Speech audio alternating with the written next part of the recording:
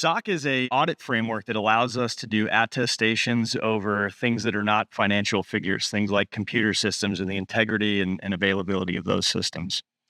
And I think the other thing is that SOC is a way that service organizations, service providers, other organizations communicate to their user entities, their customers, about the integrity of their processes. In a lot of cases, when a customer first comes to us, a client first comes to us, the answer, the question of whether it's going to be a SOC 2 or a SOC 1 has already been answered because their customers have already asked for one or the other. And so SOC is really a gold standard in the business world for assessing controls. And the reason for that is that it gives more information to the users of the report than just about any other framework and audit mechanism out there. When a user is holding a SOC 2 report, they're able to see exactly what the auditor did and exactly what the auditor found. And a lot of the frameworks that are out there that sort of compete with SOC 2, users only get maybe a summary of the findings or even just a certificate. So there's really a lot of detail that's missing. I think the other thing that's important about particularly SOC 2 and even SOC 1 to some extent is that it's an acknowledgement that the user of the report has their own responsibilities to analyze the information provided and make their own judgments with regard to their particular context of their situation. And I think that differentiates SOC from everything else I've seen. So the AICPA on its website, aicpa-cima.org, provides two publications for service organizations to help them better understand their responsibilities. So I would recommend that a service organization go to that website and again, register. It's free, but it helps the AICPA track who's using the materials, and then search on SOC and you'll come to the SOC page of the website and you'll be able to find that.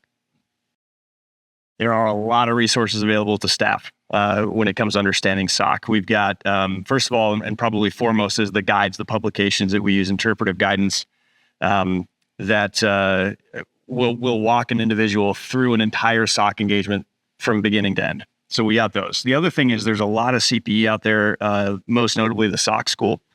It's a 2-day course. We do it online and we also do it on site in person. And that is, again, a really great resource that helps somebody understand, whether you've been doing SOC for a long time or whether you're brand new to it. It really gives you a deep dive into what SOC is and some of the nuances of the framework. I think it's important. The SOC School is led by practitioners who are highly experienced in SOC reporting.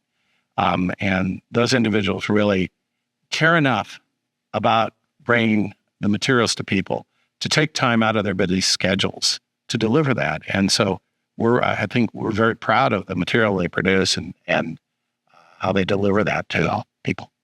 In addition to that, we also have illustrative guides or illustrative reports that will show examples of what a SOC 1 and a SOC 2 report would look like. We've got examples of opinions and assertions and all kinds of things there. And that's all available on the website that Chris mentioned earlier. And then there's also codified guidance on the SOC 2 side that would lay out the foundational standards for system descriptions, and then also the trust service categories and criteria. Yeah, and when using that, as particularly the illustrative SOC reports, it's really important for people to understand that is not there to be copied, but it's simply to help understand and inspire people to draft their own reports. For firms that are looking to get into providing SOC services to their clients, there's actually a toolkit. I think it was released in 2022 or maybe 2023, developed by the AICPA. And again, that's going to be on that AICPA website. And it lays out really how to start a SOC practice, everything from how to assess fees and risk to engaging clients and kind of pointing practitioners to the right kind of guidance for all of those items. SOC cybersecurity is the reporting framework that was created to help organizations report on cybersecurity issues at their entire enterprise. It's really based around the understanding the objectives of the program and what the processes are in place for that describe how that program is executed. The SOC for cybersecurity, the report then includes a service audit or the auditor's report on the design and effectiveness of the controls within that program. Again, it's designed to be both a general use report and to report on the entire entity. As a result, it's not, we haven't seen a lot of use of that standard, but it helps to, I would say, set the benchmark for where I think in the future cybersecurity reporting will be for the general public. SOC for supply chain, interestingly enough, is a very simple modification to SOC 2.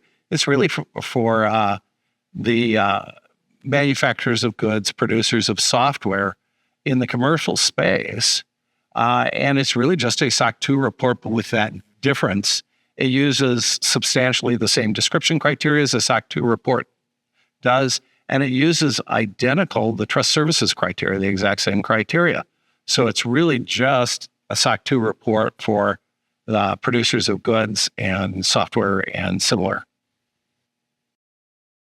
So the value of a CPA in this space, this information security space, is that we are trained in audit methodologies and theories with some of the most exacting standards of independence and objectivity anywhere in the market. And so we're able to bring a level of professionalism and objectivity to these engagements that far surpasses what you'll find in other frameworks and other standards.